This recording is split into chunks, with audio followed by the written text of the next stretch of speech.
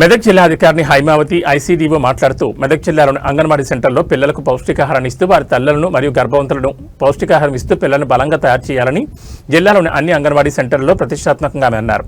ప్రతి గ్రామంలో అంగన్వాడీ టీచర్లకు అవగాహన కల్పిస్తూ బాలింతలకు గర్భిణీ స్త్రీలకు పోషకాహారాన్ని అందిస్తామని జిల్లా అధికారి హైమావతి చెప్పారు.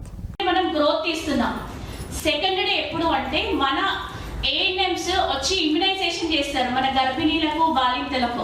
సో ఆ రోజు ఏ రోజైతే మన గ్రామంలో ఇమ్యునైజేషన్ జరుగుతుందో ఆ రోజున ఆ సెకండ్ బిహెచ్ఎన్సి మీటింగ్ జరుపుకుంటాం అన్నమాట. సో ఆ రోజు ఇమ్యునైజేషన్ ఇస్తారు, అటు గర్భిణీలకు బాలింతలకు పిల్లలకు వ్యాక్సినేషన్ ఇవ్వడం జరుగుతుంది.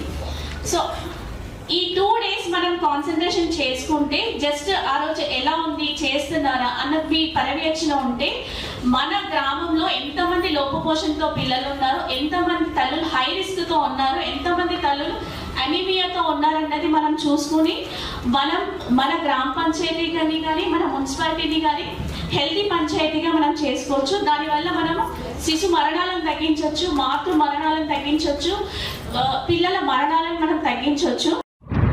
అందరికీ నమస్కారం. నేను డిస్ట్రిక్ట్ వెల్ఫేర్ ఆఫీసర్ మెదక్. నా పేరు హేమా భార్గవి.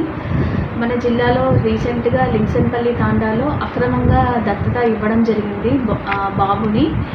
సో ఒక్క నిమిషం అండి, పాజ్. తాండా మెన్షన్ చేయకూడదు.